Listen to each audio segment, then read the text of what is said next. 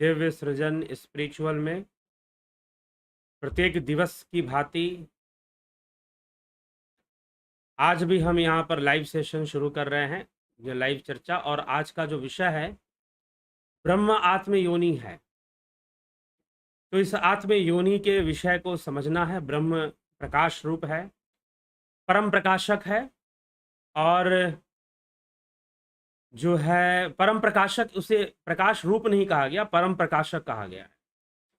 तो परम प्रकाशक क्यों कहा गया है? क्योंकि वो सबको प्रकाशित करने वाला है, तो इसीलिए उसे परम प्रकाशक। लेकिन उसका परम प्रकाशक होना यह उसका स्वभाव है, उसके स्वभाव का ही भाग उसकी पराशक्ति है।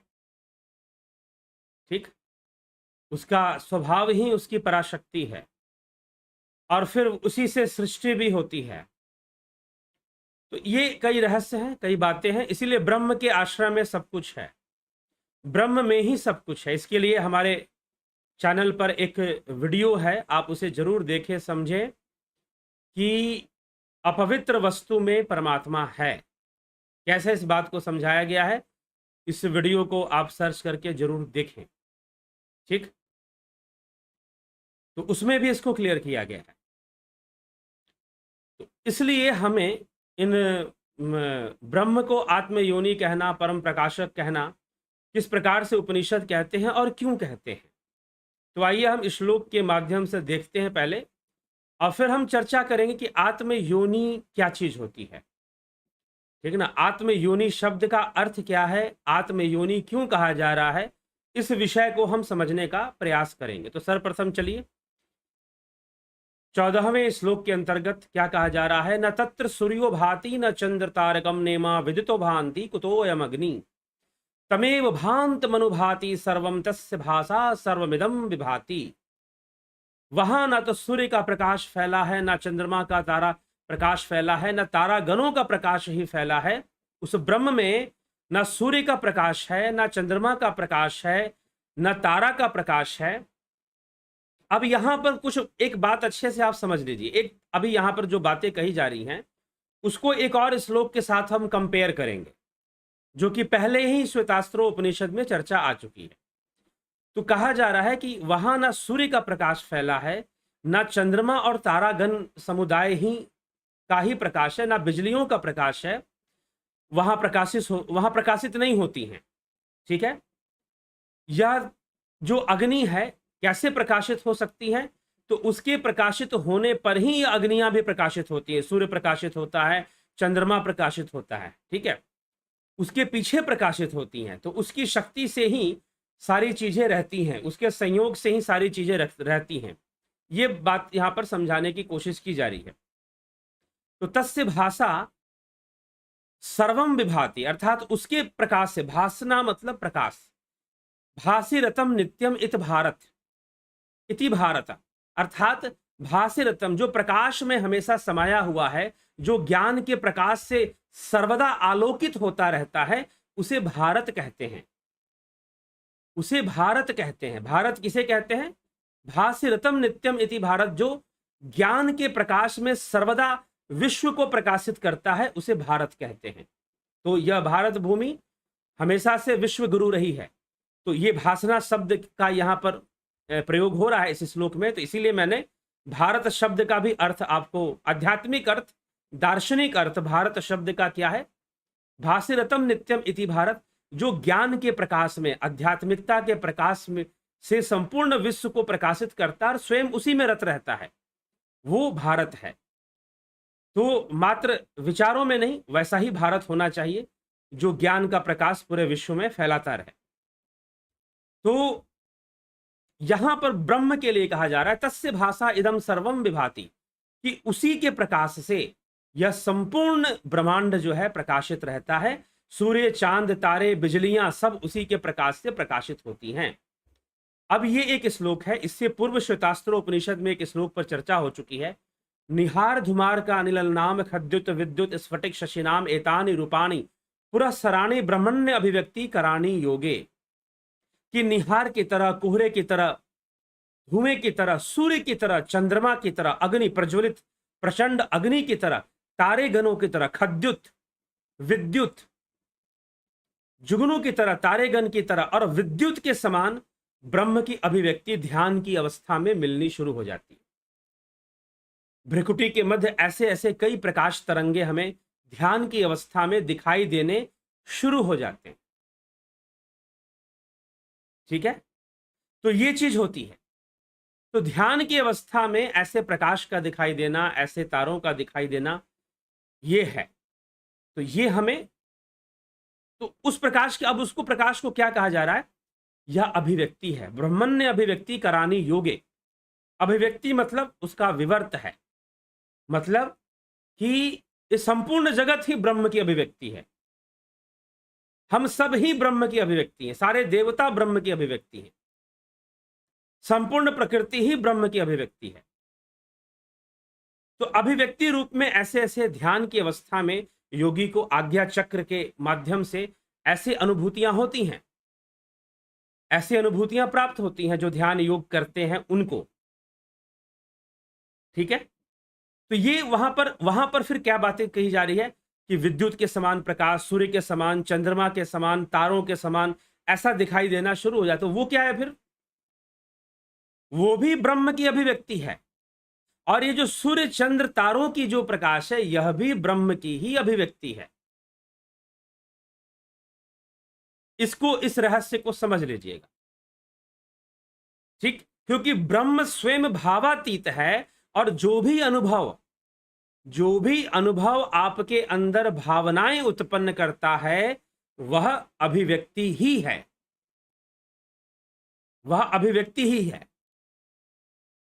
तो इसीलिए वह भी अभिव्यक्ति है, यह भी अभिव्यक्ति है। ब्रह्म तो उसके पीछे है, वो परम प्रकाशक है, अर्थात उसकी आभा से, उसके सकाश से, जो श्रीमद् भगवद गीता में कहा, उसके सकाश से प्रकृति की सृष्टि होती है। तो उसके सकाश से सारी चीजें बनी हैं, सारी चीजें अस्तित्व में आ रही हैं, अभिव्यक्त हो रही हैं। ये यहां पर कहने का उद्देश्य है। तो इसीलिए यह श्लोक हमें यही तथ्य समझाता है। न तत्र सूर्यो भाति न चंद्र तारकम नेमा विद्युतो भांति कुतोयम अग्नि तमेव भांत मनुभाति सर्वम तस्य भाषा सर्वमिदम विभाति। तो श्रीमद् भगवद गीता में भी आपको ये श्लोक मिलेगा। फिर कह रहे हैं एको हंसो, अब हंसों की बात आ गई। एको हंसो भुवनस्यास्य मध्ये स एवाग्निः सलिले सन्निविष्ट तमेव विदित्वाति मृत्युमेति नान्यः पंथा विदिते यनाय। इस ब्रह्मांड के बीच में एक प्रकाश स्वरूप परमात्मा वही जल में स्थित अग्नि है। उसे जानकर ही मृत्यु रूप संसार समुद्र से सर्वथा पार हो जाते हैं, दिव्य परम धाम की प्राप्ति होती है। तो अर्थात परम धाम की प्राप्ति होती है, मोक्ष की प्राप्ति होती है। अयनाय, अयनाय मतलब कि मुक्ति की प्राप्ति। इस ब्रह्मांड अस्य भुवनस्य मध्ये एक हंस, वो हंस रूप जो ब्रह्म है वही स्थित है। यह अपर सत्ता की बात हो रही है, पर सत्ता की बात नहीं हो रही, अपर शक्ति की बात हो रही है। जो हंस की गति है, जो पंचभूतों में समाई हुई है, जो इंद्रियों में समाई हुई है, जो सृष्टि में समाई हुई है, वो सृष्टि करने वाली हंस की गति इस ब्रह्मांड के मध्य है। अर्थात वही सबको संभालने वाली है, केंद्र बनकर वही सबको संभालने वाली है, अपने नियंत्रण में रखने वाली है। ठीक, तो सन्निविष्ठा स्थित है, अग्नि है, उसको जानकर, जो सबके मध्य में है, उसको जानकर हम मृत्युम अत्येति, मृत्यु रूप संसार समुद्र से हम सर्वथा पार हो जाते हैं। हम मृत्यु रूप संसार समुद्र से सर्वथा पार हो जाते हैं जब हम उस केंद्र को जान लेते हैं। अब ब्रह्म जो है केंद्र भी है ब्रह्म को। अब लेकिन अब एक बात यहां पर और मन में विचार आएगा कि जो सर्वव्यापी है वो केंद्र कैसे होगा? लेकिन केंद्र सृष्टि के हिसाब से कहा जा रहा है यहां पर। ये जितने भी ब्रह्मांड में ग्रह बने हैं, पिंड बने हैं और संसार बना है, इनकी सृष्टि का केंद्र बिंदु ब्रह्म है। वहीं से सब निकल रहे हैं और वहीं सब समा रहे हैं। यही फर्क होता है। जब हम शास्त्रों का अध्ययन करते हैं तो हमें सही कॉन्सेप्ट समझ में आए। जरूरी है कि व्यक्ति मात्र अध्ययन ही ना करे, साधना भी करे, ध्यान योग भी करे। नहीं तो फिर होगा कि भाई ये तो केंद्र कहा जा रहा है, मध्य कहा जा रहा है, तो यहां पर ये बातें टकराएंगी कि भाई एक तरफ सर्वव्यापी कहा जा रहा है और एक तरफ केंद्र कहा जा रहा है, तो केंद्र तो कहीं स्थित होगा ना। जी नहीं, यहां पर जो केंद्र बोला जा रहा है सृष्टि के हिसाब से बोला जा रहा है कि उसी से सारी चीजें निकलकर उसी में समा जाती है, लेकिन वो सर्वव्यापी है। तो अगर जैसे आप किसी स्फेयर का या फिर किसी सर्कल का, वृत्ताकार का केंद्र देखते हैं, वो केंद्र उस तरह से नहीं है, वो केंद्र उस तरह से नहीं है। केंद्र वो सृष्टि के लिए है कि उसी से चीजें निकलती हैं, उसी में समाती हैं। सृष्टि भी उसी से होकर प्रलय भी उसी में हो जाता है, और वास्तव में उससे सृष्ट होने के बाद भी उसी के आश्रय में रहती हैं। सबसे बड़ी बात यह है कि उसी के आश्रय में रहती हैं। तो ये बात समझाने के लिए, अलग अलग पक्ष समझाने के लिए यहां पर ब्रह्म को केंद्र भी बताया जा रहा है, ब्रह्मांड का केंद्र। और उसको जान लेने से मृत्यु से मुक्ति मिलती है। मृत्यु रूप संसार समुद्र से मृत्युम अत्येति, मृत्यु रूप संसार समुद्र से सर्वथा पार हो जाता है। ठीक, ये है। अब आगे कह रहे हैं 16वें श्लोक के अंदर जो चर्चा आ रही है, सह विश्वकृद विश्वद आत्मयोनि ही। अब यहां पर आत्मयोनि की चर्चा आएगी। विश्वद आत्मयोनिर्यः काल कालो गुणी सर्वविद यः प्रधान क्षेत्रज्ञ पतिर्गुणेशः संसार मोक्षस स्थिति बंध हेतु। वह ज्ञान स्वरूप प्रभु, वह ज्ञान स्वरूप आत्मा, अब ब्रह्म को आत्मा ही माना गया है, आत्मा सर्वश्रेष्ठ, सर्वश्रेष्ठा अर्थात संपूर्ण विश्व के रचनाकर्ता तो वही है, सर्वज्ञ सब कुछ जानने वाला, आत्मयोनि, आत्मयोनि काल का भी महाकाल, काल कालः गुणी सर्ववित्त प्रधान क्षेत्रपति, प्रधान क्षेत्रज्ञ पति ही गुणेशः संसार मोक्ष स्थिति बंध हेतु। इस प्रकार से अब ब्रह्म की, अब यहां पर एक नया प्रश्न खड़ा हो रहा है, नया विषय। क्या समझाया जा रहा है कि भाई यह सूर्य, यह चंद्रमा, यह तारे, यह प्रकाश नहीं देते, यह प्रकाशक नहीं है। वास्तविक प्रकाशक तो वह ब्रह्म है, वह ब्रह्म ही वास्तविक प्रकाशक है, वही इनको बनाने वाला है। पहले यह बात समझा दी गई। अब आगे समझाया गया कि हंस रूप में वो संपूर्ण ब्रह्मांड के मध्य में है, केंद्र में है, और वो सब उसी से सृष्ट होते हैं और सब उसी में समा जाते हैं। संपूर्ण सृष्टि का वो है, लेकिन अब प्रश्न है कि उसकी सृष्टि कहां से होती है, उसकी सृष्टि कौन, उसको बनाने वाला कौन। प्रश्न होता है भाई भगवान ने हमको बनाया, तो भगवान को किसने बनाया? भगवान ने, हम ऐसे लोग बोल देते हैं, जो बोलचाल की भाषा है उसमें ऐसे भाषा लोग, जो बोलचाल में तो ये है ना, जैसे कि कई बार लोग बोलते हैं ऊपर वाला जानता है सब। अरे उसकी मर्जी के बिना पत्ता भी नहीं हिलता। भगवान ने सब बनाया है तो भगवान को किसने बनाया? यह प्रश्न बन जाता है। तो अब यहां पर भगवान की बात तो चलिए नहीं है। भगवान शब्द तो ऋषि मुनियों के लिए भी बहुत प्रयोग हुआ है। पिपलाद ऋषि, अगस्त मुनि, विश्वामित्र, इनको भी भगवान कहा जाता है। तो इसलिए समझना चाहिए etymologically what is the meaning of Bhagwan. धनवान, धनवान, धनवान, धन संपन्न है वो धनवान है, जो भग संपन्न है वो भगवान है। ठीक है। गुणवान, जो गुण संपन्न है वो गुणवान है, इससे भगवान का अर्थ निकलता है। तो विश्वामित्र भग संपन्न थे इसलिए भगवान भी कहला गए। अगस्त मुनि भग संपन्न थे, भगवान कहलाए। ऋषि पिपलाद भग संपन्न थे इसलिए उनको भी भगवान कहा गया उपनिषदों में।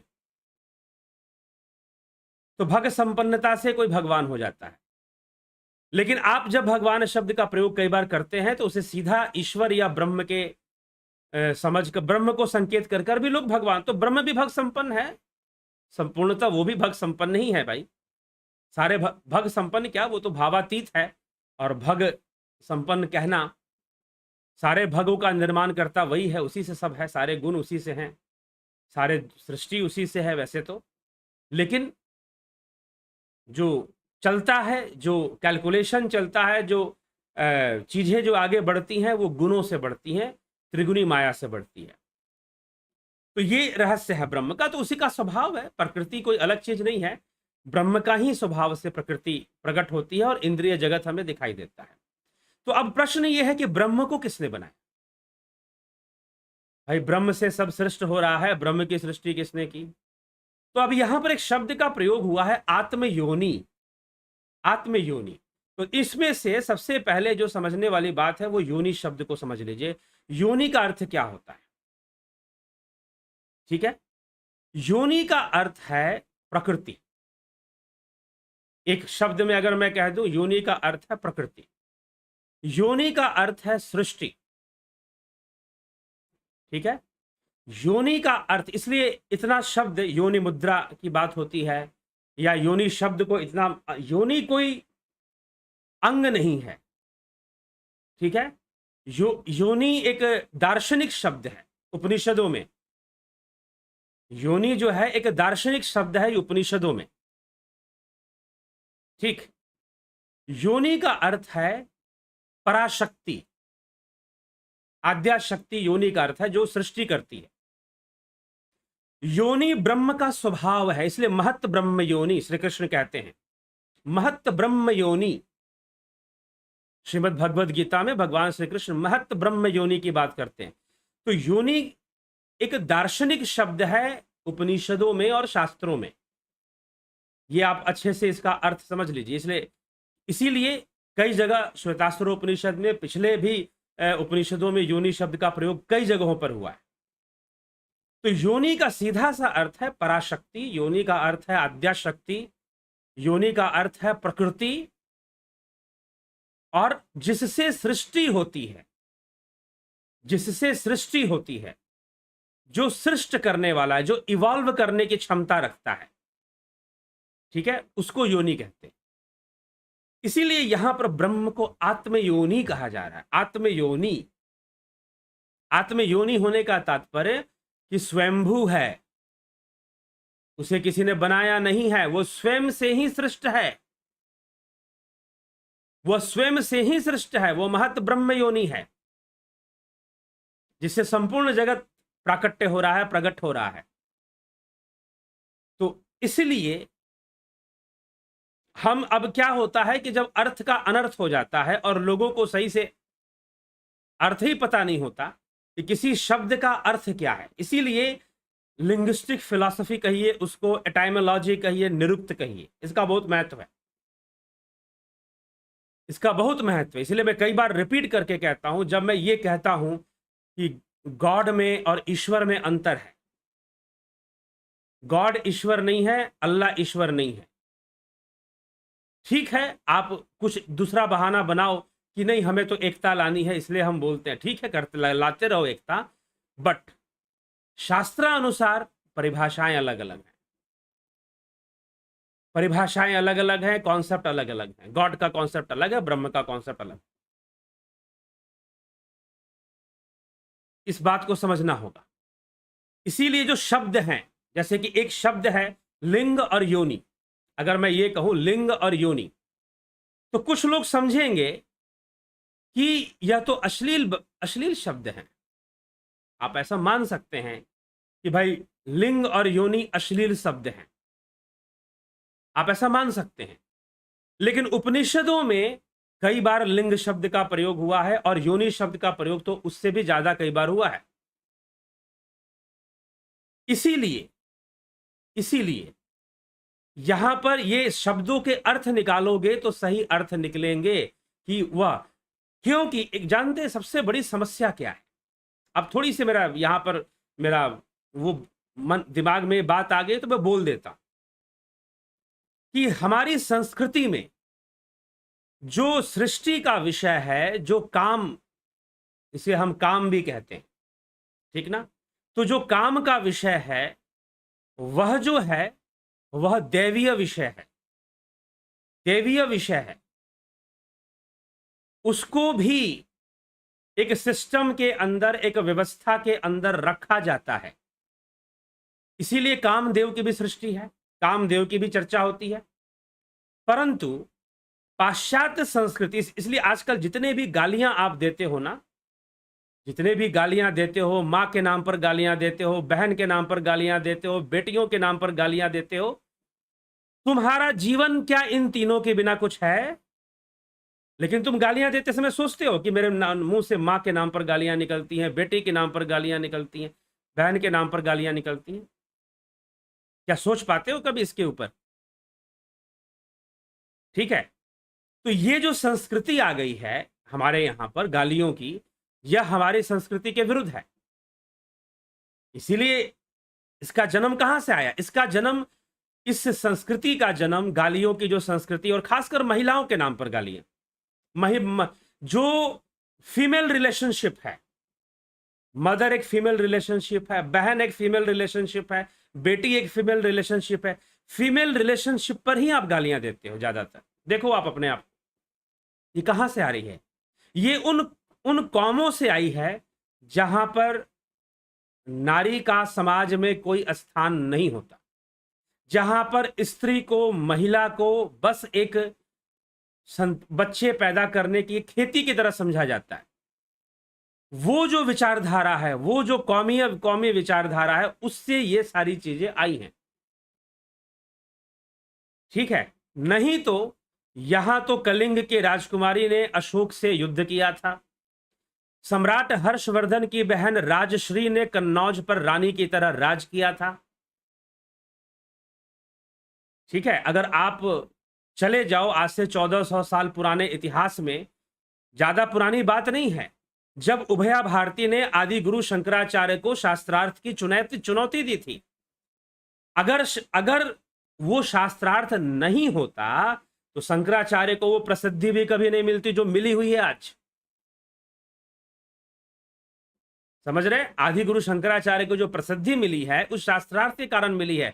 जब मंडन मिश्र की धर्मपत्नी उभया भारती ने आदि गुरु शंकराचार्य को शास्त्रार्थ की चुनौती दी और सारे शास्त्रार्थों में विजय आगे बढ़ते हुए अंततः काम शास्त्र पर चर्चा शुरू की, और आदि गुरु शंकराचार्य ये नहीं कह पाए कि नहीं, इस विषय पर मैं चर्चा नहीं करूंगा। उन्होंने मना नहीं किया, क्योंकि अगर मना कर देते तो उनको यह स्वीकार करना पड़ता कि यह शास्त्र का विषय नहीं है। लेकिन वो तो शास्त्र का विषय है, अगर शास्त्र का विषय नहीं होता तो उपनिषदों में भी यह विषय नहीं आता फिर। ठीक है, तो ये जो नाम है ना, लिंग और योनि, ये बहुत ही दार्शनिक और शास्त्रीय, इनका अर्थ जो है बहुत ही ऊंचा है।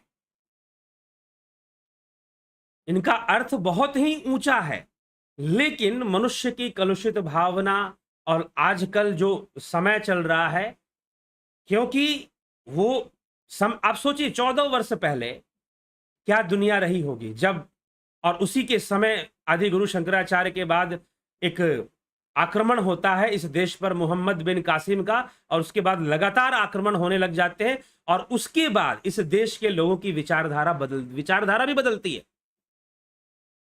इसीलिए मैं बार बार कहता हूं कि हिंदू समाज अपनी विचारधारा पर जरा फोकस करे। क्या वो शास्त्र अनुकूल है या नहीं है? तुम्हारा जो ईश्वर में विश्वास कर, बहुत सारी संस्थाएं हैं, कुछ संस्थाएं कहते हैं कि भाई एक जगह पर कोई प्रवचन चलता है, वो ऊपर से परमात्मा जी आ जाते हैं और बताया जाता है कि नहीं, वो बाबा जी आ गए हैं, वही बोल रहे हैं प्रवचन। ना जाने कैसे कैसे चीजें फैली हुई हैं। ठीक है, तो इसीलिए यह बात हमें समझना है, सोचना है। नहीं समझेंगे, सोचेंगे तो अपने ही शास्त्रों की अवहेलना हम करते रहेंगे, और हम कहेंगे तो हम हिंदू हैं, झंडा लेके खड़े हो जाएंगे। ठीक है, ज्यादातर हिंदू समाज में मैं देखता हूं जो युवा हैं, जो लोग हैं, वो बहुत अनुसंधान नहीं करते। हाँ, फलाने ने कह दिया ना, बस हुआ शुरू कर दो, सब हुआ करना शुरू कर देंगे। थोड़ा रिसर्च करो, अनुसंधान करो, कौन सी बात कितनी सही है, कितनी सटीक है। ठीक, आंख बंद कर नहीं चल पड़ना चाहिए। इसीलिए आवश्यक है कि व्यक्ति शास्त्र ज्ञान से सम्मत हो। शास्त्र ज्ञान से सम्मत हो, तो ये चीज है। तो इसीलिए आप विचार करें, यह जो शब्द है लिंग बहुत बड़ा शब्द है, दार्शनिक अर्थ है इसका, शास्त्रों के अंदर बहुत बृहत अर्थ है इसका। इसलिए योग सूत्र में भी कई सूत्रों में लिंग शब्द का प्रयोग आता है, लिंग मात्र बताया गया है, ठीक ना। और फिर उपनिषदों में भी कई जगह पाया, फिर योनि शब्द का। तो योनि, यहां पर ब्रह्म को आत्म योनि कहा जा रहा है, सृष्टि के कारण उसे आत्म योनि कहा जा रहा है। इसलिए मैं पहले भी एक व्याख्यान में मैं बोल चुका था कि ब्रह्म को योनि कहा जाता है। अब यहीं से एक कॉन्सेप्ट आ जाता है कि जो दुर्गा सप्तशती में लिखा है कि जो मां है वह ब्रह्म स्वरूपा है, जो दुर्गा है, जो शक्ति है, वो ब्रह्म स्वरूपा है, ठीक है, क्योंकि वो सृष्टि कर रही है। तो योनि का सीधा सा अर्थ है सृष्टि करने की शक्ति, ब्रह्म की पराशक्ति, जो कि ब्रह्म का स्वभाव है। वह क्या है? वो कोई जबरदस्ती का उसके साथ कोई दूसरी चीज नहीं है। अब यहां पर आपको जैसे कहेंगे कि ब्रह्म की पराशक्ति, तो आप क्या सोच लोगे? अच्छा, मतलब जैसे पति पत्नी होते हैं वैसे ब्रह्म की भी कोई पत्नी है क्या? शिव जी की कोई पत्नी नहीं, आपको पता है? शिव की कोई पत्नी नहीं है। अगर हम, चलिए आप ब्रह्म को छोड़ दीजिए, थोड़ा सा ज्यादा गहरी बात हो जाती है, हम शिव कथा के कॉन्सेप्ट पे आते हैं। शिव कथा, भगवान शिव की कोई पत्नी नहीं है। आप कहोगे नहीं पार्वती जी उनकी पत्नी थी, जी नहीं। सती उनकी पत्नी थी, बिल्कुल नहीं, गलत बात है। क्यों गलत बात है? क्योंकि पार्वती स्वयं शिव थी, सती स्वयं ही शिव थी। क्योंकि शिव जो है नर नारी के भेद के परे हैं, शिव नर नारी के भेद के परे हैं, क्योंकि नारी का प्रादुर्भाव शिव के द्वारा माना गया है। शिव ने ही अर्धनारेश्वर रूप धारण कर कर उनके अर्धनारेश्वर रूप से, उनके पुरुष भाग से एक देव और एक स्त्री भाग से एक देवी, और दोनों ने मनु शत्रुपा के रूप में जन्म लिया और मैथुनी सृष्टि शुरू हो गई। तो पार्वती जी स्वयं ही शिव रूप हैं। तो इसलिए शिव का क्या, इसलिए शिव जो है, क्यों शिव, आप शिव का चरित्र देखो, बर्फीली पहाड़ियों पर रहते हैं और पूरे परिवार के साथ रहते हैं, पूरी फैमिली के साथ रहते हैं, या तो शमशान में रहते हैं, वो भी पूरे परिवार के साथ रहते हैं, पूरी फैमिली के साथ रहते हैं। कितना बड़ा विरोधाभास है? विरोधाभास नहीं है, यह संतुलन है, यह आर्ट ऑफ लिविंग है। इसलिए उपनिषदों में भी शिव शिव शब्द का प्रयोग काफी हो रखा है, वेदों में भी। तो शिव का अर्थ ब्रह्म है, शिव का अर्थ आत्मा है, शिव का अर्थ कल्याणमय है, और उसी कल्याणमय ब्रह्म को ही, उसी का भावनात्मक रूप, उसी का मानवीय भावनात्मक रूप कैलाशपति महादेव है। समझाने के लिए, समझने और समझाने के लिए मानवीय भावनात्मक रूप क्या है? कैलाशपति महादेव को माना जाता है। इस तरह से इसकी चर्चा ली जाती है, ठीक है। तो मुझे लगता है आप समझ पा रहे होंगे योनि शब्द का अर्थ। योनि शब्द कितना महान शब्द है और कितनी बड़े दार्शनिक अर्थ को लिए हुए है, इसको आप समझिए। इसलिए ब्रह्म को कहा जा रहा है आत्मयोनि, ठीक ना। आत्मयोनि, आत्मयोनि मतलब कि वो स्वयं से ही सृष्ट है, स्वयंभू है। आत्मयोनि का सीधा सा अर्थ है स्वयंभू होना, उसे किसी ने बनाया नहीं है, वो अपने द्वारा ही वो सृष्ट हो रहा है। तो सृष्टि करने की जो क्षमता है, जो सृष्टि करने की जो शक्ति है, वह पराशक्ति, वह आद्या शक्ति, उसी को योनि कहा गया है, और वह अपने आप में ही बनी हुई है। और वह ब्रह्म जो है आत्मयोनि है, मतलब किसी दूसरी योनि से वो पैदा नहीं हुआ है, ना उसकी कोई सृष्टि है, वह अपने आप में ही है, जो है वो स्वयं में ही है, स्वयंभू है। वो स्वयंभू होने के कारण उसे एक नया शब्द यहां पर दिया जा रहा है, जो एक नई दृष्टि देता है। स्वयंभू शब्द तो पहले भी प्रयोग हो चुका है उपनिषदों में, दूसरे ग्रंथों में भी स्वयंभू शब्द प्रयोग होता है, लेकिन यहां पर एक नया शब्द दिया जा रहा है, आत्मयोनि। और इस शब्द से योनि शब्द का जो अर्थ है वो पूर्णतः स्पष्ट होता है। योनि का अर्थ शक्ति, ठीक ना। योनि का अर्थ है शक्ति, सीधी सी एक शब्द में कहें, योनि मतलब शक्ति, पावर, जो सृष्टि करती है, बस दैट्स ऑल।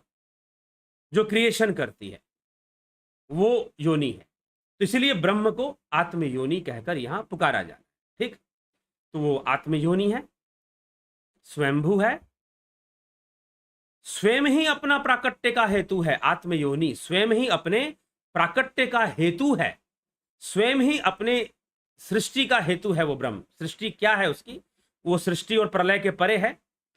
तो स्वयं ही अपने प्राकट्य का हेतु है, वह ज्ञान स्वरूप आत्मा, सर्वसृष्टा, सर्वज्ञ, आत्मयोनि, काल काला, कालों का भी महाकाल है, काल कालह, कालों का भी महाकाल है, गुणी, संपूर्ण दिव्य गुणों से वो स्वयं ही संपन्न है। तो इसीलिए वो गुणातीत भी हो जाता है फिर, क्योंकि कोई गुण नहीं बचता कि जो उसके पास ना हो। सबको जानने वाला सर्वविद है वो, सब कुछ जानता है वो।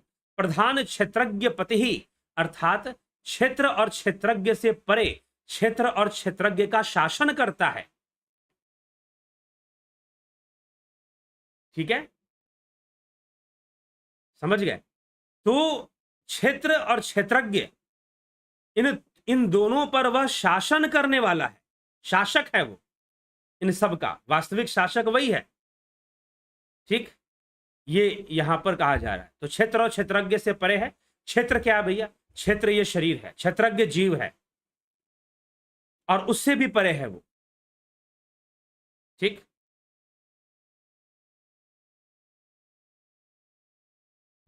तो ये बातें यहां पर चर्चा में, यहां पर क्षेत्र क्षेत्रज्ञ पति, अर्थात क्षेत्र और क्षेत्रज्ञ का भी पति है। गुणेश, समस्त गुणों का शासक है। संसार मोक्ष स्थिति बंध हेतु, जन्म मृत्यु रूप संसार में बांधने और स्थित रखने और उससे मुक्त करने वाला है संसार मोक्ष स्थिति बंध हेतु। संसार मोक्ष स्थिति, संसार में भेजने वाला, संसार में रखने वाला, पालन करने वाला, और फिर मोक्ष प्रदान करने वाला, फिर मोक्ष प्रदान करने वाला, उसका भी हेतु है वो वही है, ठीक।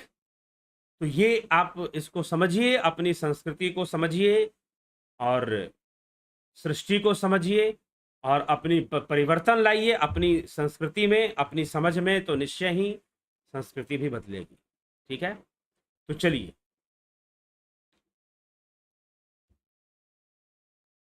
चर्चा करें फिर आपके आपके उस पर चर्चा करते हैं, कमेंट पर, टिप्पणी पर।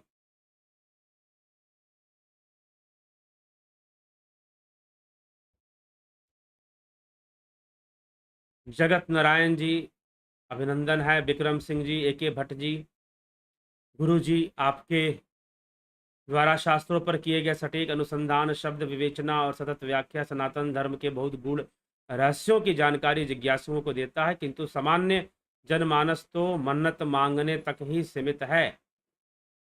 तो चलिए उसका क्या किया जाए फिर, उनको भी समझना चाहिए।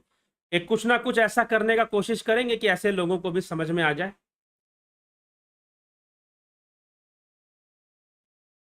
विश्व यात्री ब्रह्मपाल कुमार, गुरुजी ओम नमः शिवाय, सरोज कृष्णानी, अभिषेक कुमार, रमेश पेशवानी, अर्जन चौहान, उषा श्रीवास्तव, अवनी प्रधान जी, पुष्पा शर्मा जी अभिनंदन है, भरत छबलानी जी, एसके मिन्हास जी, प्रकाश सिंह वघेला जी, अनिल कुमार जी, किम सुनार जी, पिंटू वासवा जी, रोमेश चोपड़ा जी, योगेंद्र पंडित जी, सुधा अग्रवाल, ज्योति दत्ता, पारजी जी ठाकुर, रचना जी, भूप सिंह खीचर जी, रजनेश बर्फानी जी, अमिता पंडा जी, सोमनाथ शिंदे जी, अजीत किस्कू जी, सविता नायक, राजू पाल, रामनिवास मीना, सबका बहुत बहुत अभिनंदन है।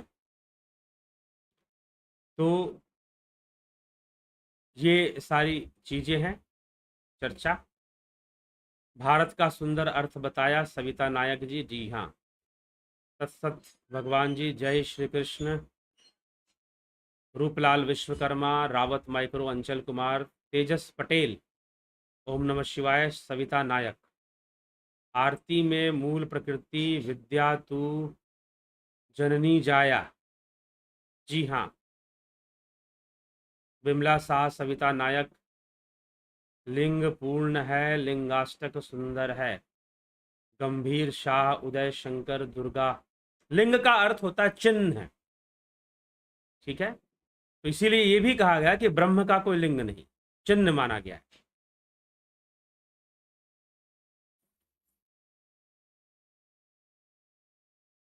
जीव को भी लिंग मात्र माना जाता है। ठीक,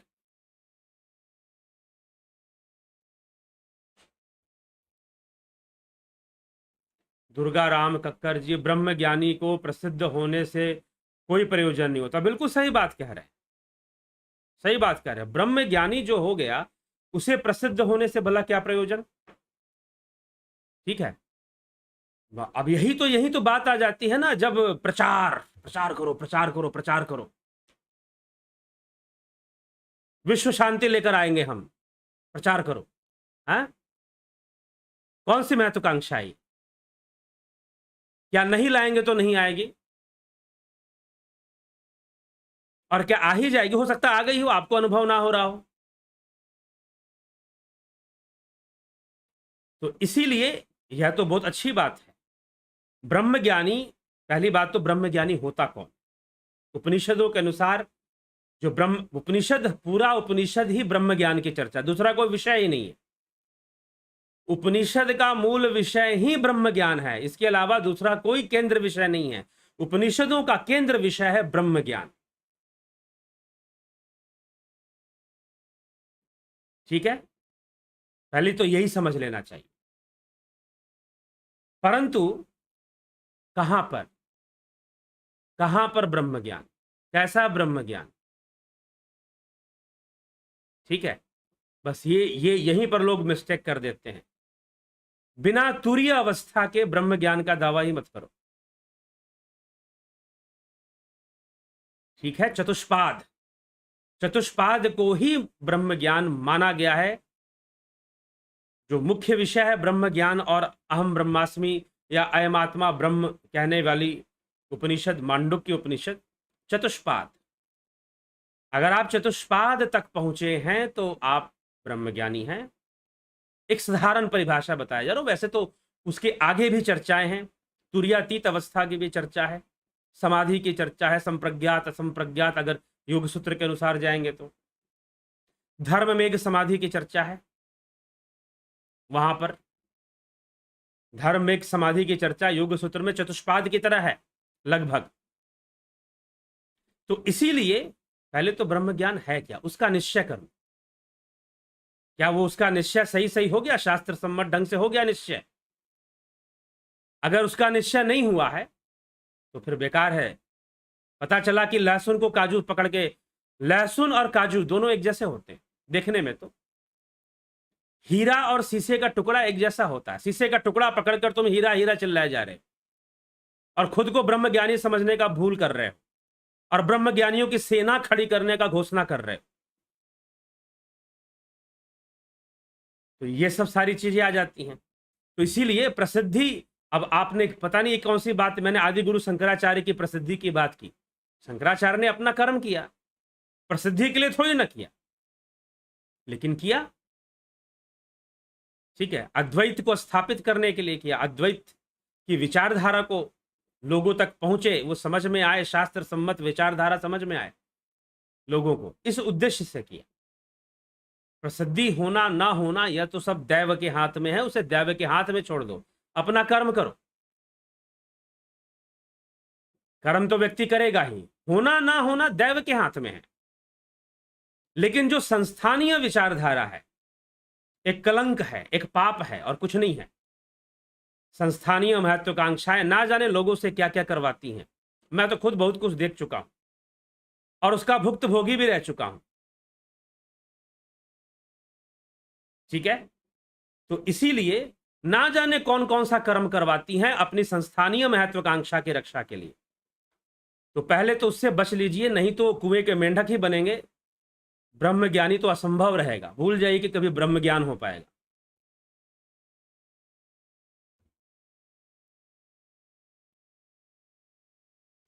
ठीक, चलिए आगे चले। तो सविता नायक जी, 1000 नाम में एक नाम ये भी है। तो 1000 नाम वाली बात है, ये सब अलग चीजें हैं।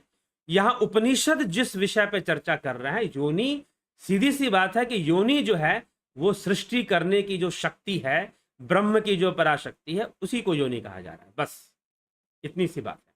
तो वो 1000 नामों से भी सबसे श्रेष्ठ नाम हो जाएगा ना फिर, जब उसे ब्रह्म ही मान लिया जा रहा है, तो उससे भी सिर्फ आत्म योनि कह दिया गया जब साफ, तो उससे भी श्रेष्ठ हो जाएगा। तो ब्रह्म योनि या लिंग आदि शब्द केवल मात्र समझने के लिए, हकीकत में परमात्मा या ब्रह्म वाणी का विषय नहीं है। वहां कोई शब्द ही है, कौन किसको ब्रह्म कहें, सब एक ही है, और एक भी नहीं है कह सकते हैं तो दो होता है तब एक होता है, ये लिखना भी तो क्या जरूरी है। ब्रह्म सिर्फ उसका कोई शब्द नहीं है, यह बात भी तो शब्दों से बताई जा रही है। वह भावातीत है, इसके लिए भी शब्द प्रयोग हो रहा है कि भावातीत है। बात सही है अपनी जगह पर, ठीक है। तो इसका मतलब फिर अगर मान लो कि शब्दों से नहीं बताया जा सकता, तो ये लिखने लायक भी हम कहां बनते कि वो उसको शब्दों से नहीं बताया जा सकता। अगर आचार्य शंकर ने, आदि गुरु शंकराचार्य ने, या अष्टावक्र महर्षि अष्टावक्र ने, या फिर राजा जनक कह लो, और योगी गौड़पाद ने जिन्होंने मांडुक्य कारिका लिखी, या दूसरे मुंडको उपनिषद भी अथर्ववेद श्रुति से निकलता है, अगर ये नहीं लिखे होते तो क्या हम ये कहने लायक भी होते कि वो भावातीत है, गुणातीत है। ब्रह्म को नहीं बताया जा सकता, ये कहने लायक होते क्या। ठीक है, ये निश्चय है कि अध्ययन से और शब्दों से आप ब्रह्म तक नहीं पहुंचेंगे, ये बात सही है, लेकिन प्रेरणा कहां से मिल रही है। या तो आदि गुरु शंकराचार्य लिखते हैं कि शास्त्र धितस्तु निष्फला अभिज्ञाते परितत्वे शास्त्रा धितस्तु निष्फला विज्ञाते अपि परितत्वे शास्त्रा धितस्तु निष्फला। ठीक है, लेकिन अब यह जानने के लिए भी शास्त्र अध्ययन करना पड़ता है कि शास्त्रों का अध्ययन निष्फल है। अगर आपको तत्व ज्ञान है तो आपके लिए शास्त्रों का अध्ययन निष्फल, अगर आपको तत्व ज्ञान नहीं भी है तो भी शास्त्रों का अध्ययन निष्फल है। यह जानने के लिए भी शास्त्र अध्ययन करना पड़ता है। ठीक, तो शास्त्र अध्ययन क्या है। शास्त्र अध्ययन प्रेरणा है।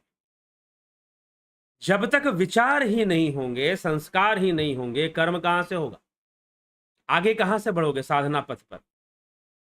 सुनोगे ही नहीं, अरे वाह आत्मा श्रोतव्यो मंतव्यो द्रष्टव्यो निधिध्यास्तव्यो। जब तक श्रवण ही नहीं होगा, मनन कहां से होगा और दर्शन कहां से होगा। ठीक है, तो इसीलिए शास्त्र अध्ययन का महत्व है। फिर संस्कारों का निर्माण कैसे होगा, कर्मों का निर्माण कैसे होगा, संस्कृति का निर्माण। संस्कृति का मतलब क्या है, सम्यक कृति। सम्यक कृति ही संस्कृति है, उसका निर्माण कहां से होगा। तो फिर आदि गुरु शंकराचार्य उसके लिए कहते हैं कि भाई फिर तो शास्त्र अध्ययन जरूरी है। फिर तो ठीक, ये चीज है, तो इसके महत्व को समझिए। चंद्रेश्वर पांडे जी, पोल डे जी, ईश्वर का मुख्य नाम क्या है। अवधेश, नाम तो बहुत सारे हैं, ईश्वर ही नाम है एक अपने आप में। ठीक है, भावातीत रूप में उसे ब्रह्म माना गया है, भावयुक्त रूप में कई लोग ईश्वर कहते हैं। ठीक, आत्मा भी कहते हैं। सत्य है कि उसका कोई नाम ही नहीं है, पहली बात तो ये। जो भावातीत हो गया तो इसका मतलब नाम नहीं है, लेकिन भावातीत को भावना दी जाती है ताकि लोग उसकी ओर ध्यान दें, लोग अपने मोक्ष का साधन ढूंढे। इस उद्देश्य से उस भावातीत को भावना देकर नाम दे दिया जाता है। ठीक है, गुरु जी हरिओम तत्सत। उपनिषद के गूढ़ विषय को सरल और सहज रूप में स्पष्ट समझाने के लिए धन्यवाद, बहुत बहुत आभार आप सब का। आप जरूर अगर आपको लगता है तो जरूर इसको फॉरवर्ड भी किया करें। विश्वनाथ सिंह जी, जय श्री सदगुरु जी एंड नमन, आपको भी बहुत बहुत अभिनंदन। ठीक है, आपका भी बहुत बहुत अभिनंदन। ठीक है, मेरा फीस समय समाप्त, कुछ भी समाप्त हो गया आप व्यक्तिगत रूप से बात कीजिए। ठीक है, क्योंकि ये आपका व्यक्तिगत रूप है कि फीस समय समाप्त हो गया है, जो भी है आप बात कीजिए उसके लिए। मृदुला पी, मनीष जी आप तो ज्ञान प्रदान कर रहे हैं, धन्यवाद। क्या आप ट्रांसलेशन अवेलेबल कर सकते हो? ट्रांसलेशन इंग्लिश में? क्या आप ट्रांसलेशन वो इंग्लिश में चाहिए आपको? कोशिश करेंगे जरूर। तो अगर इंग्लिश में ट्रांसलेशन चाहते हैं आप तो ट्राई करेंगे, इसके लिए भविष्य में कोशिश किया जाएगा। संजीव कुमार सिंह जी, स्वामी जी साधक का खान पान कैसा होना चाहिए? देखिए, साधक, प्रारंभिक साधक और आगे बढ़ गए साधक, सिद्ध साधक भी होते हैं, कुछ कुछ आगे बढ़े हुए साधक हैं, पर जो साधक का जो खान पान है बिल्कुल सात्विक होना चाहिए, इसमें कोई दो मत नहीं है, बिल्कुल सात्विक होना ही चाहिए। ठीक, सात्विक भोजन करे और फलाहार करे, ज्यादा से ज्यादा तामसी भोजनों से अपनी अपनी रक्षा करे, अपने आप को बचाए, नो डाउट इसमें। ठीक है, कोई इसमें संशय नहीं है, कोई शक नहीं है। अगर आध्यात्मिक साधना को बेहतर करना है तो पहले तो, क्योंकि सात्विक, सतोगुण ही तो ज्ञान का कारक है, सतोगुण ही ज्ञान का कारक है, रजोगुण कर्म का कारक है, तमोगुण आसक्ति का कारक है, स्थिति का कारक है। ठीक, तो निश्चय ही साधक का जो भोजन है वो सात्विक होना चाहिए। लेकिन परिपक्व साधक थोड़ा सा अगर ढीलापन ले आए तो उनके लिए कोई दिक्कत नहीं होगी, क्योंकि थोड़ी सी परिपक्वता आ गई है उनके अंदर, उनके अंदर एक स्वाभाविक ध्यान शुरू हो चुका है, तो वो कभी इधर उधर हो भी जाए तो कोई टेंशन नहीं है। लेकिन साधक को निश्चय रूप से एकदम सात्विकता, अगर साधना के मार्ग पर आगे बढ़ना चाहते, देखो इसके लिए कोई विकल्प नहीं होता, सात्विक भोजन ही करना चाहिए। ठीक है, बस। अवधेश सिंह, ठीक है, तो संजीव कुमार सिंह, स्वामी जी साधक, ठीक। अवधेश सिंह, लिंग को ज्योतिर्लिंग कहते हैं। हाँ, ज्योतिर्लिंग भी एक आध्यात्मिक नाम है, भगवान का ज्योतिर्लिंग प्रकट हुआ था, इसीलिए उसे ज्योतिर्लिंग कहा जाता है ब्रह्मा के सामने, ऐसी कथा आती है। जयंती भाई पटेल, बानवीर गिरवार, नमस्ते आचार्य जी। ब्रह्म कोई कर्म नहीं करता और इस मंत्र में कहा जा रहा है कि वह विश्व करता है, इस पर कृपया, कई बार चर्चा कर चुके हैं, आप फिर से रिपीट करके पूछ रहे हैं, कई बार चर्चा कर चुके हैं इस विषय पर। सीधा सीधा उपनिषदों में लिख दिया गया है कि उसका जो ये कार्य है वह स्वभाववश है। फिर वही बात, एक एग्जाम्पल ले लेते, बिजली पंखा घुमा रहा है कि नहीं, बताइए, घुमा रहा है कि नहीं घुमा रहा? नहीं घुमा रहा, क्योंकि उसका स्वभाव है। ठीक है, तो ब्रह्म के द्वारा जो सृष्टि हो रही है वो स्वभाववश हो रही है, ना कि वो कर रहा है। करने का तात्पर्य होता है इंटेंशनली करना। जैसे कि आप लोभ के वशीभूत हो गए, भाई लोभ हो गया, ज्यादा कमाना है पैसे, ओवर टाइम कर लेते हैं, बॉस को खुश करते हैं, ये इंटेंशनल कर्म हो गया। इंटेंशनली आप कर्म कर रहे हैं, आप मोह के वशीभूत कर्म कर रहे हैं, आप कर्म के, काम के वशीभूत, क्रोध के वशीभूत, आप इन विकारों के वशीभूत, प्रकृति आपसे गुणों के वशीभूत कर्म करवाई जा रही है। तो ये कर्म बंधन है, ये कर्म जन्म मरण का हेतु पैदा करते हैं। लेकिन ब्रह्म जो है ऐसा कुछ भी नहीं करता, इसीलिए उसके कर्म का फल भी उत्पन्न नहीं होता। जो भी है वो उसके स्वभाववश है। ठीक, बस ये यहां पर कहने का प्रयास किया गया है। ध्यान उपासना में किसके चिंतन मनन करूं, किस नाम से करूं? ध्यान उपासना जो है, ध्यान योग का जो क्लास यहां चलती है, जो कोर्स चलती है, वो आत्मज्ञान की ओर ले जाती है, वो स्वयं की ओर ले जाती है। ठीक है, स्वयं की ओर जाने का एक रास्ता है ध्यान। लिंग पुराण एक शास्त्र है, स्मृति है, स्मृति, ठीक है, इसको समझिएगा। इसलिए जो चर्चा है पुराणों की संज्ञा स्मृतियों में आती है, श्रुतियों में नहीं आती है, ठीक। इसके ऊपर एक वीडियो हमने पहले ही कर दिया है, श्रुति शास्त्र और स्मृति के बीच में क्या अंतर है। स्मृति इतिहास है, स्मृति में कथा मिलेगा, श्रुति में, श्रुति शास्त्रों में या श्रुति दार्शनिक शास्त्रों में आपको कथा नहीं मिलेगा, सीधा सूत्र मिलेंगे, सूत्र सीधा, ये चीज ऐसे है, ये चीज वैसे है, इसका ये भेद थोड़ा सा। इसीलिए दार्शनिक शास्त्रों का अध्ययन कर लेने से पुराणों की कथा भी समझने में सहायक हो जाती है। सांख्य, वेदांत, मीमांसा, योग, ये हमारे शास्त्र हैं वैदिक, ठीक है। तो इनको जान लेने से पुराणों की कथा में जो संशय पैदा होते हैं या भ्रम पैदा होने की संभावनाएं होती हैं वो खत्म हो जाएंगी। फिर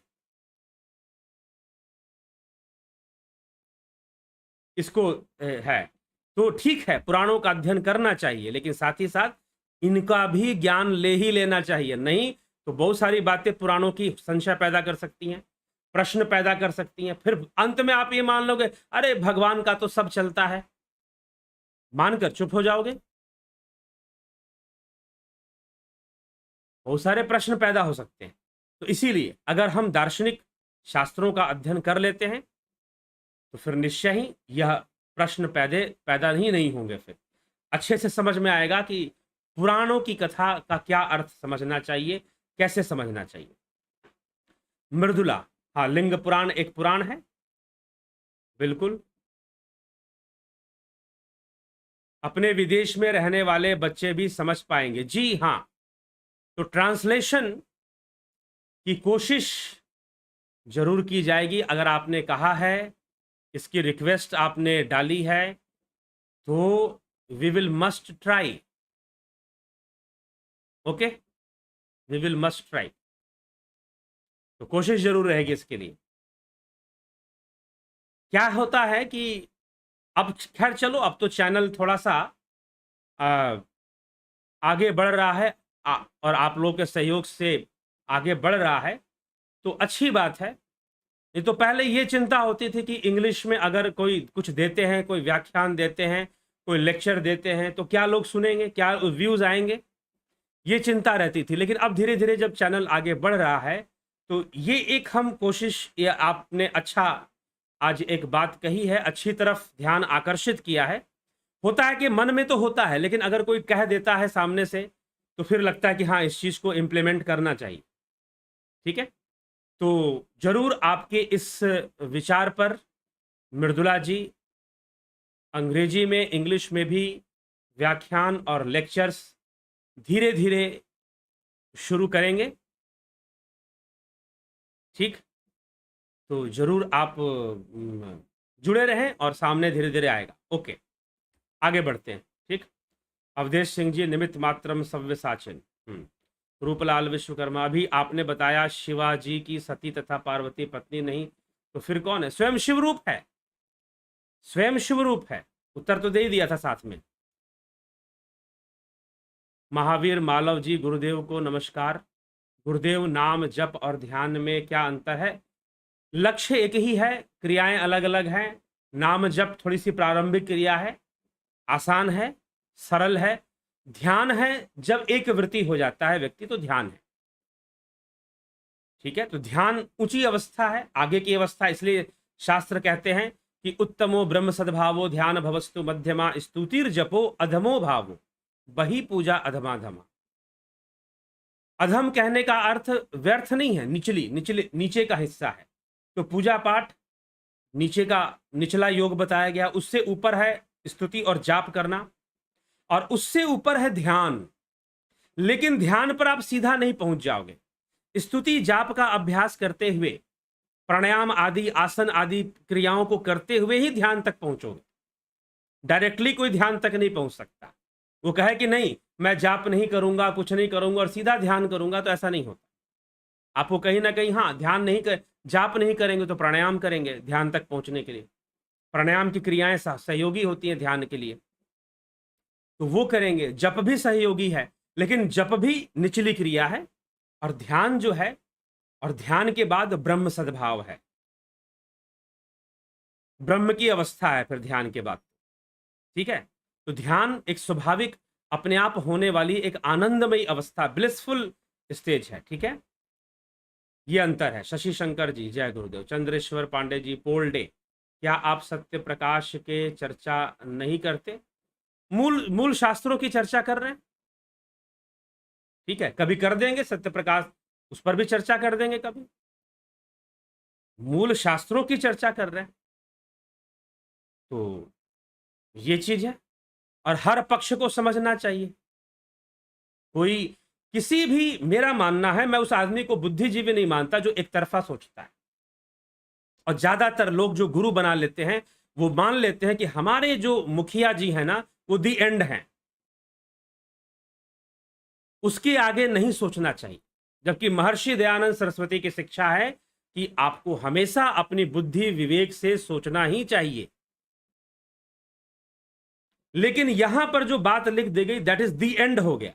उसके आगे अब दिमाग दौड़ाओ ही मत, सोचो ही मत, कुछ ऐसा विचार नहीं रखना चाहिए। ठीक है, बस इतना ही मैं कहना चाहूंगा। जगदीश भट्ट जी, ओम तत्सत। एसपी यादव, प्रणाम गुरु जी। राधा जी कौन थी, क्या इनका ग्रंथों में वर्णन है? गर्ग संहिता, गर्ग संहिता में राधा जी का वर्णन है। ठीक, ये चीज है। भागवत महापुराण में राधा जी का वर्णन नहीं मिलता है, गर्ग संहिता में ही जो वर्णन मिलता है वही मिलता है। बाकी हाँ, पुराणों में वर्णन मिलता है, शिव महापुराण में भी राधा जी का वर्णन है। ठीक है, शिव महापुराण में भी राधा जी का वर्णन है। देवी के 3 रूप का वर्णन है, राधा जी, सीता जी और पार्वती जी। कहां पर वर्णन आता है मैं आपको याद दिला देता हूं। शिव महापुराण के अंदर, शिव महापुराण में राधा जी का वर्णन आता है जब हिमाचल राज और मैना देवी तपस्या करते हैं कि उन्हें संतान, वो निसंतान थे, तो नारद जी की प्रेरणा से दोनों तपस्या करने जाते हैं। और जब तपस्या करने जाते हैं तो वहां पर जब देवी प्रकट होती है, तो प्रकट होकर वो पूरी जो कथा आती है, देवी प्रकट होकर कहती है कि मेरा जन्म तुम्हारे यहां पहले से निर्धारित है, क्योंकि मैंने जो है 3 रूपों में जन्म लेने का वरदान दिया था, राधा, सीता और पार्वती। इन 3 रूपों का वर्णन है, राधा, सीता और पार्वती, ऐसे कहा गया है। ठीक, तो ये चीज है। तो गर्ग संहिता भी एक ग्रंथ है जिसमें कि राधा जी का वर्णन आता है, और उसके अनुसार मुझे भी, जहां तक मैंने अध्ययन किया है, उससे संबंधित कथाओं को अध्ययन किया है, तो उसके अनुसार यह मान्यता है कि राधा जी श्री कृष्ण की, भगवान श्री कृष्ण की मामी लगती थी। क्या लगती थी? मामी, मतलब उनके मामा की अर्धांगिनी, मामी लगती थी, ऐसा वर्णन है। तो इस पर आधारित कुछ पुस्तकें मैंने पढ़ी हैं। आप चाहोगे तो उन पुस्तकों के बारे में भी मैं बता दूंगा कि कौन सी पुस्तक में कुछ इस तरह का वर्णन है। ठीक, तो राधा जी को कृष्ण भगवान की मामी माना गया, अर्थात वो उम्र में उनसे बड़ी थी। फिर राधा जी को ब्रह्मज्ञानी भी माना गया है, कृष्ण को सही रूप में जानती थी वो। इसीलिए जब भगवान कृष्ण अपना देह त्याग देते हैं और उद्धव जी जब राधा जी के पास जाते हैं सूचना लेकर, तो राधा जी उनका उपहास करती हैं, कहती हैं कि तुम्हारे कृष्ण नहीं होंगे, मेरे कृष्ण तो हमेशा मेरे साथ हैं। तो राधा कृष्ण का संबंध बहुत ही आध्यात्मिक संबंध था। ये चीज है जिसको कि आज लोग बहुत गलत ढंग से प्रस्तुत करते हैं। एक बात, चक्कर क्या है कि जहां भी राधा का नाम जुड़ गया, कृष्ण का नाम जुड़ गया, शिव का नाम जुड़ गया, पार्वती का नाम जुड़ गया, आप उसे क्या बोलते हो? भजन हो गया। भजन नहीं होता भाई, भजन में वैसे भाव भी तो होने चाहिए। अरे मेरी जान है राधा, अब राधा कृष्ण को के ऊपर ऐसे गाने बना दिए गए जैसे राधा जी कोई फिल्म की हीरोइन हो, कृष्ण जी को हीरो, ऐसे नाच रहे हो। ठीक है, तो राधा क्या है? राधा तो पराशक्ति है, राधा तो वो शक्ति है जो ऊपर की ओर जा रही है, वो चैतन्य शक्ति है। योगी के अंदर मैं कहता हूं ना हमेशा कि प्रकृति ही सीढ़ी है, उसी से नीचे उतरना है, उसी से ऊपर चढ़ना है। जब नीचे उतरोगे तो धारा है, और जब ऊपर चढ़ोगे तो राधा है। जीव की जो मोक्ष गति है वही राधा है, जीव की जो मोक्ष गति है वही राधा है। मेरे ये वर्णन है, और राधा जी को मामी बताया गया है भगवान कृष्ण की। तो फिर राधा जी के बीच में जिस तरह से लोग कई बार जो व्याख्या कर देते हैं वो बहुत ही अनुचित है और गलत है, और उसमें पाप है, उसमें पाप है। ठीक है, तो ये हमें समझना चाहिए। दुर्गा राम कक्कर जी, ब्रह्म सब कुछ करता हुआ भ्रम से दिखता है पर कुछ नहीं करता है क्योंकि विश्व भी स्वप्न मात्र। डी है अफंता प्रोडक्शन, प्रभा पाठक, राहुल जी विजन वापस से शुरू कीजिए भजन। नीति सिन्हा जी, अफंता प्रोडक्शन, ध्यान मेडिटेशन आयुर्वेदिक नेचर होरोस्कोप, ज्योति बाधे, रूपलाल विश्वकर्मा। फिर सती जी ने राम की परीक्षा क्यों ली? क्यों ली? क्योंकि वो पहले से निर्धारित था कि उनको परीक्षा लेनी है। ठीक है, शिव कथा के ऊपर पूरी चर्चा है, उसको आप ध्यान से सुनिए। पूरी चर्चा है, शिव कथा सुनाई गई है, उसको सुने।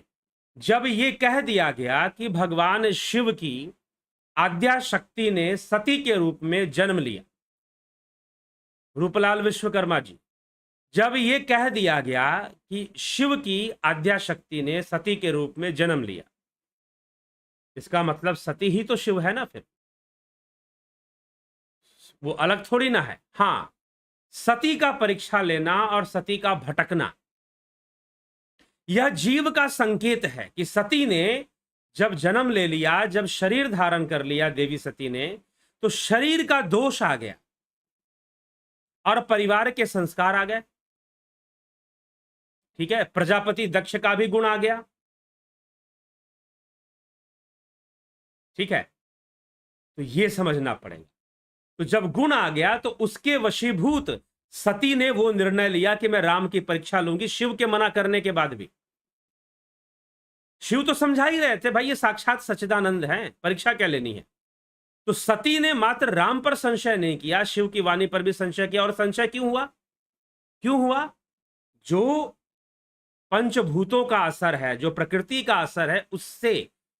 नहीं तो हर व्यक्ति ही शिव रूप है भाई। अगर मैं ये कह रहा हूं सती स्वयं शिव रूप है, आप भी शिव रूप हो। अगर संशय दूर हो जाए, अहंकार दूर हो जाए, तो आप ही शिव हो। शिव तो कण कण में समाया ही हुआ है। ठीक है, तो इसको इस तरह से समझना है। और वहां शिव पुराण में साफ लिखा हुआ है कि सती ही आद्या शक्ति है और उसने जन्म लिया, तो आद्या शक्ति तो शिव का अंग है ना फिर। इसलिए शोभा उपाध्याय जी, चंद्रेश्वर पर, देव और दैव में क्या है? देव जो है, देवताओं को देव कहा जाता है, जो देने वाले, और दैव है जो उनके द्वारा देव देना निश्चित है, वो दैव है। ठीक है, जो निश्चित है, देवताओं के द्वारा जो भी मिलना है, प्रकृति के द्वारा जो भी मिलना है, उसे दैव कहते हैं। इसलिए दैव का अर्थ भाग्य भी लोग समझते हैं। दैव से जो प्राप्त होगा मतलब भाग्य से जो प्राप्त होगा। ठीक है, लेकिन वह जो प्राप्ति होगी उसमें देवता ही भागी होंगे, तो इसीलिए दैव भी कहा गया है। पंकज सोनी, हिरण्यगर्भ को डिटेल में पहले ही समझा चुके हैं, पीछे के वीडियो में जाइए, हिरण्यगर्भ के ऊपर वीडियोस हैं, हिरण्यगर्भ के टाइटल से हैं, उनको देखिए।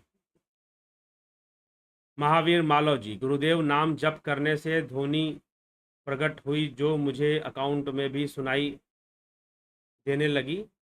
चलो जी, सविता नायक, राधी जी, ठीक है जिज्ञासुओं। अब इसी के साथ जो है मैं ध्यान के लक्ष्य को ध्यान का कोई लक्ष्य नहीं होता, ध्यान अपने आप में एक लक्ष्य है। ठीक है, धारणा का लक्ष्य होता है ध्यान का लक्ष्य। इसलिए ध्यान इज नॉट कॉन्सेंट्रेशन, ध्यान इज नॉट कॉन्सेंट्रेशन, ये ध्यान रखिए। लेकिन आपको अंग्रेजी ट्रांसलेशन करना, ईश्वर का मतलब गॉड, धर्म का मतलब रिलीजन, तो आप ध्यान का मतलब कॉन्सेंट्रेशन समझोगे। ध्यान अपने आप में ही लक्ष्य है, ध्यान को प्राप्त करना ही लक्ष्य है भाई। ध्यान का क्या लक्ष्य होगा? धारणा का लक्ष्य होता है। धारणा का लक्ष्य होता है, ध्यान खुद ही एक लक्ष्य है। मिलेरेपा क्या योग किया था? मेरे हिसाब से बौद्ध तंत्र था। मिलेरेपा का जो मार्ग था वो बौद्ध तंत्र का मार्ग था, और बौद्ध तंत्र वो कहीं और से नहीं, आगम तंत्रों से ही विकसित हुआ था। बौद्ध तंत्र जो है वो आगम शास्त्रों से ही विकसित हुआ था, कोई अलग से नहीं आ गया था। तो मिलेरेपा का जो मार्ग था वो तंत्र का मार्ग था, जहां तक मैंने अध्ययन किया है, अनुसंधान किया है, ठीक है, वहां तक ये तंत्र का मार्ग ही नजर आता है। सबका लक्ष्य एक ही होता है, ब्रह्म ज्ञान पाना, जिसको पाने के बाद कुछ भी पाना बाकी नहीं रहता है। जी हाँ, और वह चतुष्पाद है, जहां पर कुछ भी पाना बाकी नहीं रहता, वो चतुष्पाद की अवस्था है, यही शास्त्र कहते हैं। उसके पहले किसी को ब्रह्म ज्ञान की घोषणा मत कीजिए, शास्त्र विरुद्ध है, शास्त्र के विरुद्ध विचारधारा होगी वो। हाँ, मार्ग हो सकता है ब्रह्म ज्ञान का, ब्रह्म ज्ञान नहीं हो सकता, ये ध्यान रखिएगा।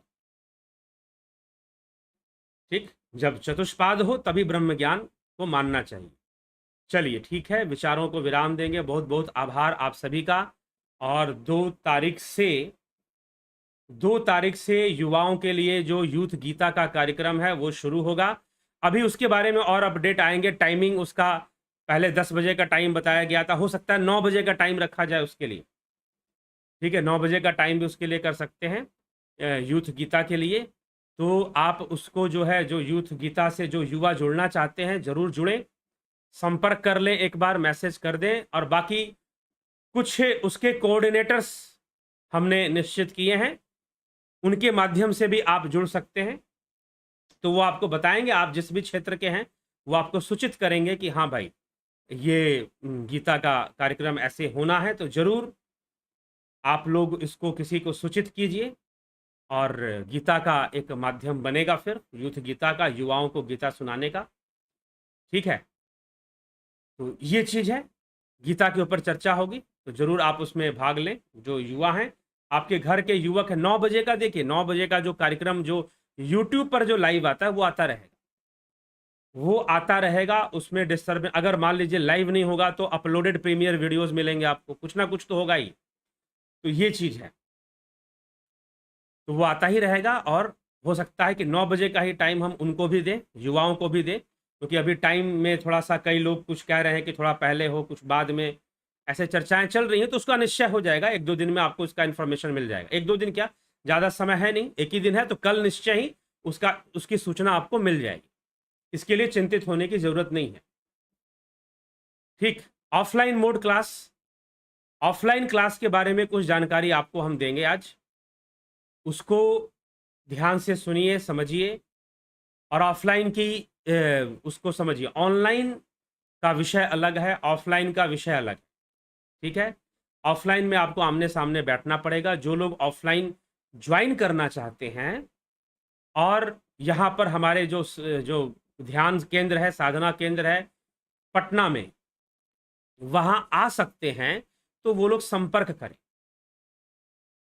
ठीक है, वो लोग संपर्क करें। लेकिन अभी एक और चीज मुझे क्लियर करनी है इसमें, ऑफलाइन मोड में आप समझ लीजिएगा कि जो लोग भी ऑफलाइन मोड में ज्वाइन करेंगे,